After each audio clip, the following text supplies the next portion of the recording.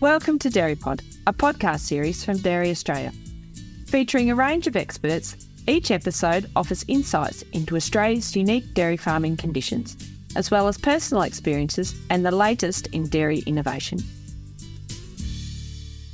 So hi everyone, welcome to Dairy Pod and thanks for tuning in. In this episode of Dairy Pod, I'm joined by Donna Gibson, the Program Manager, Research and Innovation from the Gardiner Foundation. Thanks for joining me to co-host this session of Dairy Pod, Donna. Thank you for inviting me to join, Cath. No, it was a pleasure and it's really good to have you here. And before we start though, can you tell our listeners a bit about the Gardiner Foundation and what you do within the organisation? Sure. Gardiner Foundation is a philanthropic organisation whose sole focus is to invest in the Victorian dairy industry, its people and communities. My role as Program Manager, Research and Innovation is to look after Gardiner Foundation's investments in research projects and to seek innovations that support the industry in being productive, profitable and sustainable. Well, thanks, Donna. And that's definitely Gardiner Foundation contribute a lot to the Victorian dairy industry, so really good to have you along. Today, Donna and I are going to have a chat to Irish dairy farmers Gillian and Neil O'Sullivan. We were both lucky enough to visit their farm near Dungarvan in County Waterford in the southeast of Ireland. Hi, Gillian. Hey guys, it's lovely to see you again. And hi, Neil. How are you going? We're going well. We're going well, Donna. Thank you. Yeah, that's great. So I've described where your farm is in the southeast of Ireland. Is that how you describe where your farm is? Can you tell our listeners a bit about where it actually is? Yeah, so we're a coastal farm. We're overlooking the Dungarvan Bay, which is just on the south coast of Ireland. It's in very intensive, we could say, dairy country. But we're also quite at an elevation where we're close to the mountains, the Cumra Mountains. So it's pretty dry part of Ireland. Probably gets the least amount of rainfall, probably slightly less than a metre. Today we're going to delve into the dairy farming system that you run, and particularly the benefits that you found by changing from a fairly conventional culture pasture system to a multi-species pasture system. We're also going to dive into some of the reasons that you made those changes. So, Neil, how long have you been farming on that particular farm? And can you describe the system that you're currently running? So, myself and Gillian have been farming here for going on 15 years. We've sort of taken over running the farm from Gillian's dad, and her brother would have been farming here prior to that, but he sadly passed away 2008. So that's how Gillian and myself ended up here, sort of learning on the job. But we have a sort of a typical enough system in some ways for the south of Ireland. So we're spring calving, we're pasture based system. So we're milking about 100 cows on average, but somewhat atypically we make them once a day. It suits our farm structure and layout and suits our lifestyle as well with 4 young children. But we've been at that basically full time since 2010. Once a day full time since 2010. I sort of always tried to perfect the system, but never quite getting there. How long, Neil, have you been running the multi-species system particularly? So we're into our 5th season this year of multi-species. It was something, I suppose we'll get into why we needed to change our system of growing pasture. But yeah, so we've done 4 seasons of multi-species. We initially started from a base of just conventional ryegrass swards. We started adding in white clover in 2019, which has been a decent success, I would say, on those paddocks that we've gotten good levels of white clover.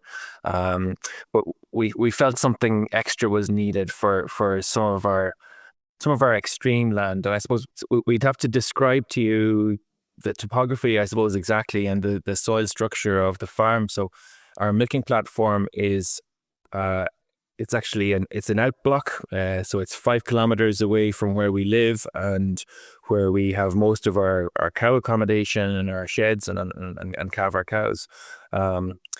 It was a farm that was reclaimed from what we would call scrub land, so very marginal kind of hilly land. It was reclaimed by Jill's dad, 50 years ago, and farmed as grassland fairly intensively since then. Was converted to dairy in 2004. I suppose the intensity level sort of ramped up then. Historically, we would have been using, or they would have been using at the time, probably 250 to 300 kilos of nitrogen per hectare. Growing maybe a maximum of 12 tons, probably averaging less. So it is marginal soil. It's a sandy loam, very, very free draining, but very shallow and stony, underlying kind of shale underneath. So it's a brilliant farm for grazing because we can get out there pretty much any day we want. But it suffers under drought conditions with dry weather, and not a resilient soil. And I suppose we could see from our own eyes, really, even over the time that we'd been farming, that the return we were getting for chemical nitrogen was getting less and less. So we were probably averaging 10 tons of dry matter per hectare, and in a bad year that might be 8.5 or 9. So we needed to change focus, and that's when the multi-species came in. So properly, to roundabout answer your question, we're at this 4 years. And so part of the reason for changing was the soil type and the shallow soils and that sort of thing, and the lesser return on the nitrogen inputs that you were putting in, the synthetic nitrogen inputs. And so what changes did you make then? What are the species that you're using mostly? Have you got any herbs in your system? What we started out with initially was a 7-species mix, and it was red clover, white clover. There was plantain, chicory, timothy, and do you know the other 2 species? There was plantain, red clover, meadow fescue.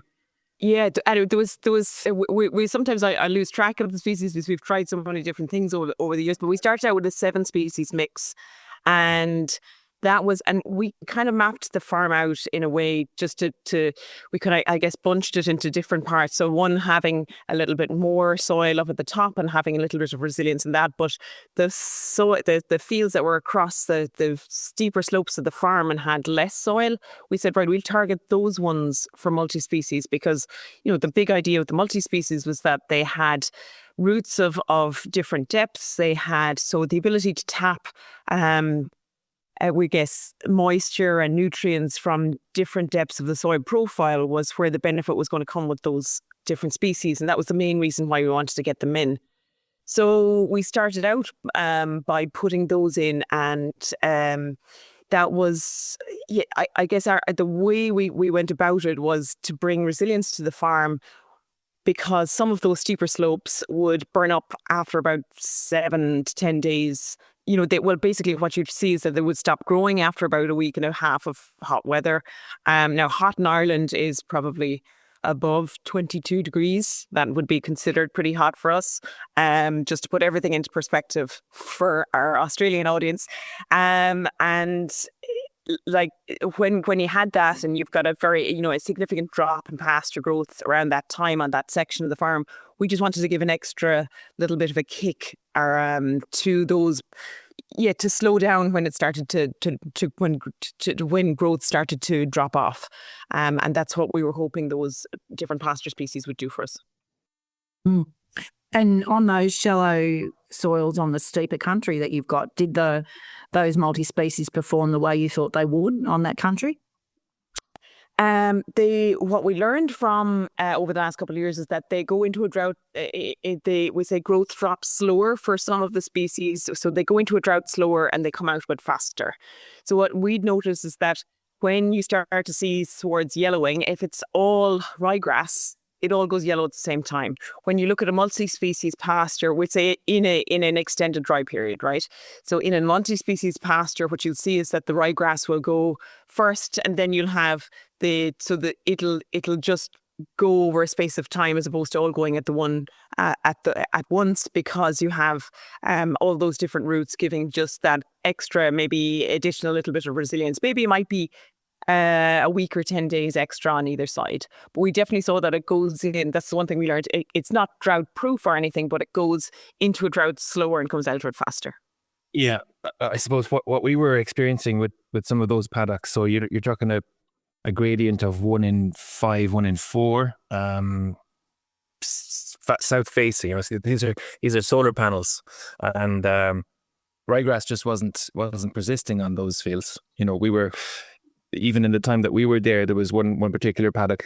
This was the first one that we'd actually targeted with multi-species. Had been reseeded twice already in the previous sort of 6-7 years, and just getting wiped out in drought. So, you know, drought means different things, as Gil was saying, maybe in an Australian context, but yeah, it's not resilient. Or those fields weren't resilient, I suppose. And Gillian said that's really the word that we were after. And yeah, the second thing it brought for us was, though, that if it did get dry and we had to increase our rotation length, the multi-species gave higher quality feed. So instead of with ryegrass, you used to stem and a seed head going up very, very quickly. As soon as it gets stressed, you have more leaf that persists for longer with the multi-species. So that was a big attraction for us, because, you know, if you put cows into a field of ryegrass, which is seed heads and stem, you know, you get an immediate hit in production, and cows don't want to be there.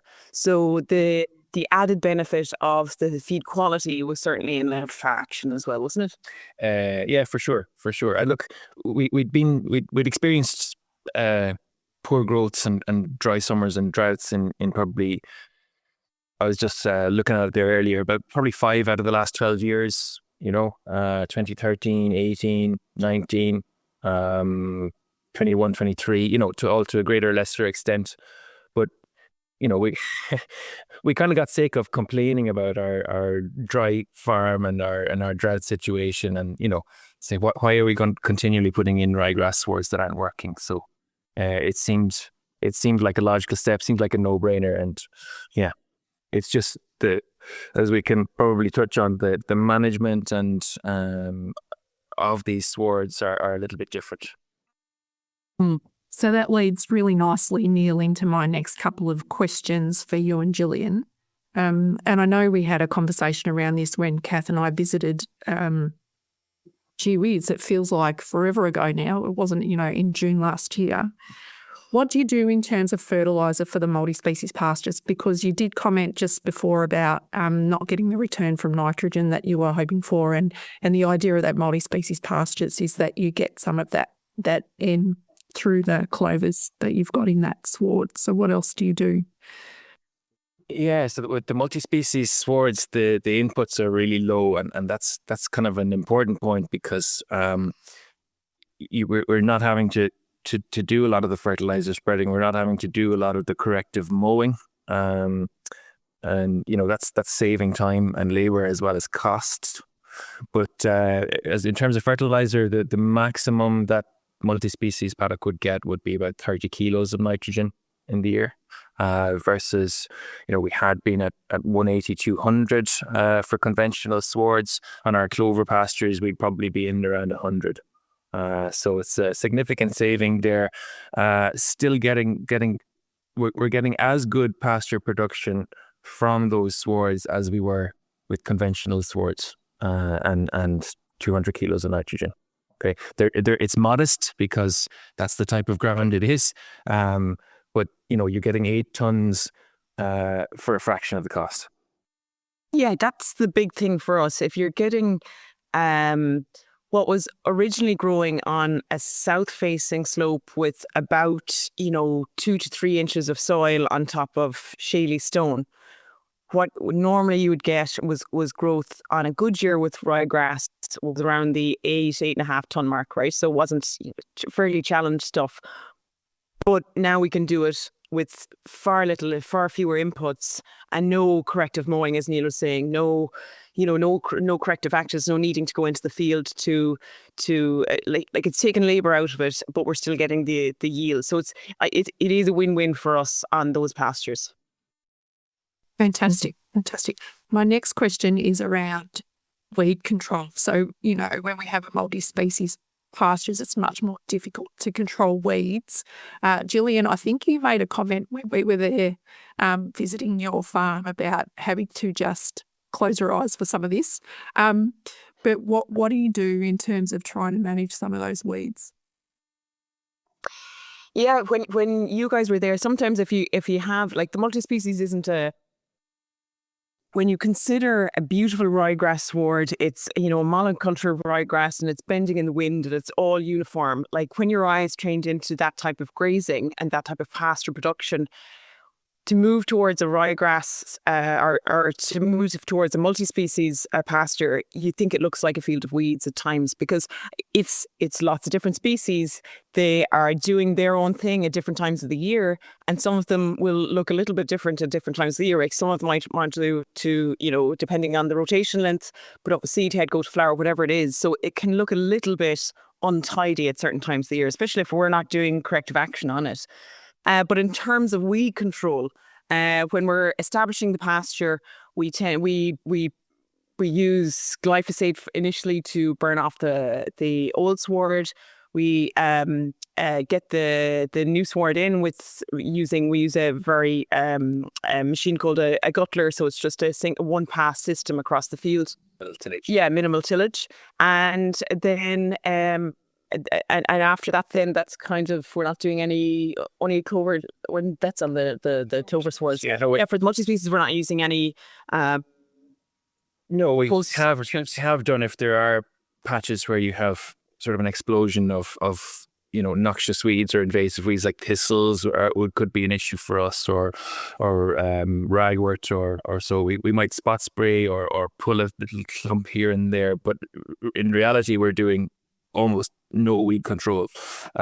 Dock leaves would be a big thing for us, that can be can take over paddocks and can get a bit of a problem. But what we've found, I suppose, with the very low chemical N input, is that cows will graze them a lot, and they don't tend to take over. And when we're not leaving the soil kind of bare, when we're not taking cuts of silage or coming in with them more, it's just not really been a huge issue. So one of the things I remember walking across a couple of paddocks on your farm is the amount of clover in the swards. And I just wondered whether you have any issues with bloat or any animal health issues because of the amount of clover you have. So we would have started with our first paddock of clover in 2019, and we were very conscious to pull back on nitrogen applications and just let clover do its thing, really. So we started to, initially, when we're on a system of using lots of ryegrass and high nitrogen, I would say not higher nitrogen usage, so maybe around the 200 kilos of nitrogen per hectare usage. To move towards establishing clover, and then changing up our like, we do like trying things. So what we attempted initially was putting nitrogen on those clover paddocks at the shoulders of the year, and then maybe going half rate in the summertime, or skipping a round in the summertime. That certainly gave us confidence. We were able to bring our nitrogen usage down. And when it comes to bloat, I guess we had a couple of simple rules to follow, didn't we? It was more so, if it's raining and the dry matter looks to be low, well, then maybe going into really, really lush clover fields, just, have your kind of, have your, be alert, be cautious, but also maybe just rail off a bit of the field first, so that cows have maybe a 3-hour break initially. So they're going to be going into the field and eating also just, they can eat down on ryegrass and clover, as opposed to going straight into the field and having, preferentially just grazing the clover, because they will tend to do that, and leading to a greater bloat risk. So we followed kind of simple rules. So as in a little bit of Well, then we stopped following them because we got lazy and we had no bloat. Yeah, so we haven't, look, touch wood, I'm really afraid to say it at times, but we haven't had a case of bloat on the clover swords in 5 years. And so again, if it is raining and dry matter is low, don't send them in hungry would be another thing. That's that's probably, I suppose, one thing we're still doing is if cows had been forced to graze out of the previous paddock, if they were quite hungry, you'd definitely be cautious about putting them into a very lush paddock, a lush clovery paddock. But you can get bloat with ryegrass paddocks, in suitable conditions as well. I suppose it hasn't been an issue for us, thank God, and hopefully it won't. I don't ever see it really being an issue with the multi-species paddocks, because you have just such a diversity of forage there. And I think research and experience that has been done in other places would bear that out too. And, the bloat risk for us, we always go back to research on any of the things we're trying. They're talking about kind of the mid to late summers is your and into the early autumn is your big time for bloat risk, and that oftentimes the research centres that are doing that are using these very heavy clover swards, north of 50% clover, they were saying that if you felt that there was a huge risk going into a clover paddock, maybe giving a small bit of silage at the morning milking or something, so that there is that little bit of roughage or fibre in the rumen before you hit into this heavy clover sward. So there's ways and means around it. We are certainly conscious of it. We've never had a case of bloat. I keep touching wood here every time I say that in the last 5 years, but it's I guess it's just something to be aware of, to take steps, to be very conscious around things like being hungry, low dry matter and wet conditions, just not to hit into a mix of those kind of conditions all coming at once and then opening yourself to having a significant bloat risk, like in the one go. Just, manage it in a way that you're trying to offset those big risk times. I just was wanting to know what has changed in your system to the multi-species system that you have now. What has that done for your production and profitability?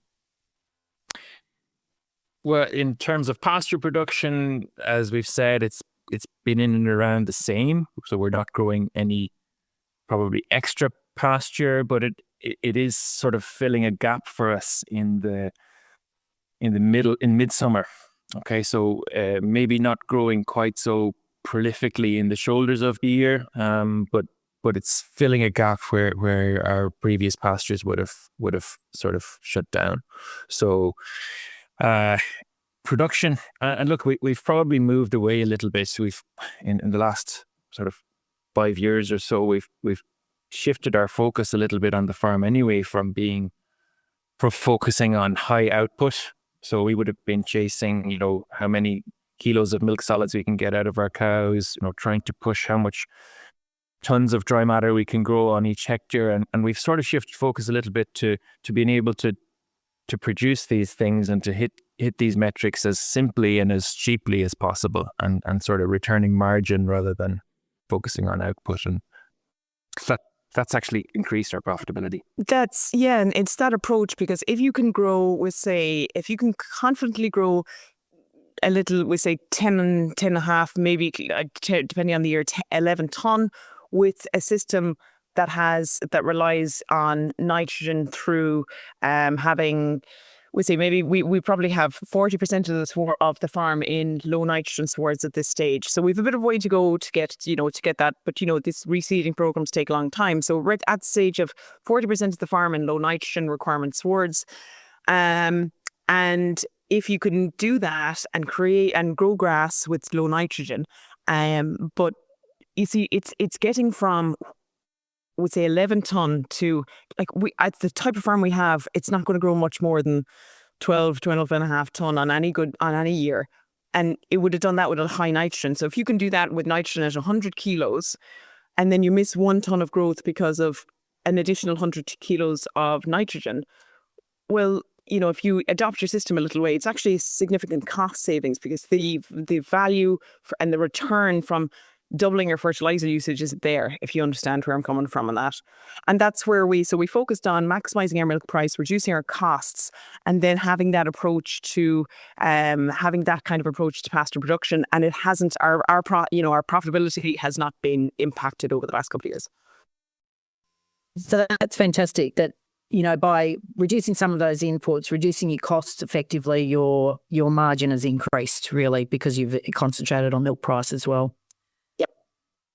Yeah. And when we were there too, Gillian, I think you spoke about some benchmarking that you do with your milk company. Can you make a comment on that sort of benchmarking and where you sit with in relation to others? Because you've adopted the multi-species pasture. Today is our benchmarking day with so we have a discussion group model. I'm sure you're familiar with discussion group models, but we have our local discussion group here. So the majority of that, there's maybe, we're probably the only farm milking full-time once a day in that group. They're all fairly progressive twice a day farms. And we hold our own over the last 15 years in that group. We've always sat, depending on the year, we've always sat maybe in terms of profitability in the middle of the group. And what we noticed that when Probably towards the top third. Yeah, but when milk price comes under pressure, we start to go up in terms of profitability per cow in that group. And so I think that reflects resilience within our system.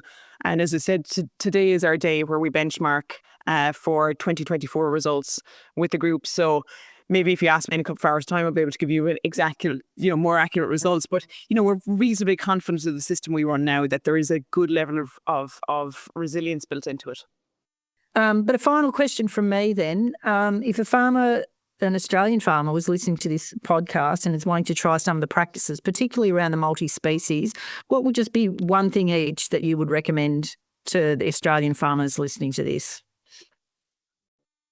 I would encourage people to evaluate their farm and have a look at the areas that are not performing. If you have very productive land that's growing the good outputs and the soil is healthy and resilient, don't target there. Go to your marginal places, your hilly areas, or your places where you might have invasive weeds or whatever, somewhere that's not productive, somewhere where you're not going to lose out by trying it, and go from there. Put in a good mix. At least 7 species, I would say, with the 3 major groups of grasses, legumes, and herbs, and suck it and see. You probably won't regret it. Definitely won't regret it. Yeah, great. Thanks, Neil. And Gillian, what would your one recommendation be? Yeah, I think it's a great point from Neil to start small and, just be brave with the small part. But I would also say that educate yourself is a great start. I took a soil health course for 12 weeks with the local university and was able to do it online at night time. It was one night a week. And there's a lot of snake oil out there around soil health. Well, thanks, Neil, and thanks, Gillian, for giving us a bit of an overview of your farming system in the country that you are in Ireland, and the vision of what your farm is like. It's been really interesting to hear about that. And Gillian, you'll be coming to Australia for our event Grounds for Growth in a few weeks' time. What are you going to be talking about? What are you presenting at that event for us? Where I'm going to be speaking about our farm productivity and how we have implemented these changes and again what we mentioned there about the benchmarking ourselves and I'm going to pull all those figures today. Today's the day I'm going to start on that. And the other part I'm going to be speaking on is our soil health journey, what our process in terms of how we're measuring and monitoring and improving our soil health. I've never been over to Australia, so I'm really looking forward to coming along. a bit more information for our listeners about the Grounds for Growth. It is a first ever for the Australian dairy industry. It's a 3-day event and we're concentrating on soil and pasture biodiversity, and we're concentrating on supporting farmers to adopt multi-species pastures and other practices to improve soil health and function. So Gillian's coming across as an international speaker from Ireland. We've got some speakers from New Zealand, national and local farmers and researchers as well. So it's going to be an exciting event, and there is more information and a link for registration on the Dairy Australian website for those people who are keen to have a look and come along. So just wrapping up now, thank you for your time today, Neil, and thank you, Gillian. It's been a real pleasure hearing about the farming system and getting a bit of an overview before we have a deep dive into the system at the Grounds for Growth. And thanks, Donna, for co-hosting the event with me, the podcast with me. It's been great to have you here. My pleasure, Cath. And it was really good to chat Gillian and Neil again. Brings back the memories of not that long ago when we were out there, and I absolutely loved it. Yeah, thank you. So no, it's been really great. So thank you very much. Thank you for joining today's Dairy Pod episode. We hope you found it enjoyable and insightful. For more information, check out the episode notes. You can stay up to date by following Dairy Pod on your favourite podcast platform. To get in touch, visit dairyaustralia.com.au. Until next time, take care.